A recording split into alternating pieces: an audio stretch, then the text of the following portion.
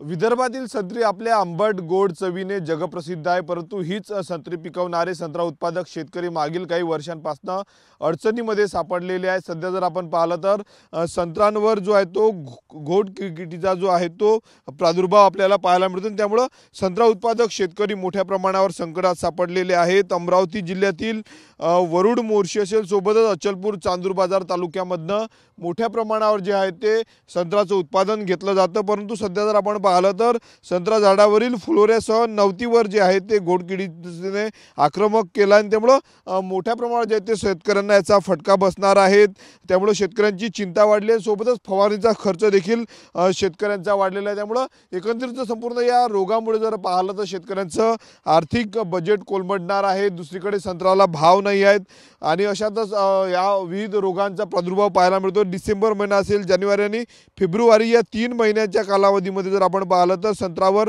आंबिया बहाराच्या फुटीसाठी संत्रा महत्त्वाचा असतो। संत्रा झाडाला ते महत्त्वाचा असतो, परंतु 2 ते 3.5 महिन्यानंतर संत्रा बागेला पाणी दिल्यानंतर नवीन फुलोर येतो, परंतु या नवीन फुलोरावर जर आपण पाहिलं तर घोडकिडीचा प्रादुर्भाव सध्या पाहायला मिळतो। त्यामुळे याचा मोठा फटका जो आहे तो संत्रा उत्पादक शेतकऱ्यांना बसणार आहेत। संत्र्याचे जे काही झाडं आहेत, जे पानं आहेत, त्याच्यावर साखरेसारखा चिकट पदार्थ तयार होतो आणि त्यामुळे विविध रोग जे आहेत ते निर्माण होत आहेत। त्यामुळे घोडकिडीसारख्या आक्रमक जे आहेत ते संत्र्याच्या बागेवर झाले आणि त्यामुळे संत्रा उत्पादक शेतकरी अडचणीत आलेला आहे। त्यामुळे कृषी विभागानं जे आहे ते योग्य ते मार्गदर्शन केलं पाहिजे असं आवाहन जे आहे ते शेतकऱ्यांच्या वतीनं कृषी विभागाला केलं आणि त्यामुळे कृषी विभाग याचं मार्गदर्शन करणार का हे पाहणं महत्त्वाचं आहे।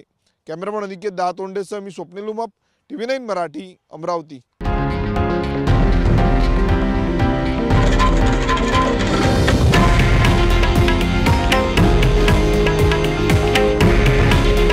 हे आहे देशातील नंबर 1 न्यूज नेटवर्क आणि आपण पाहत आहात TV9 मराठी। काळजी तुमची, हित महाराष्ट्राचं।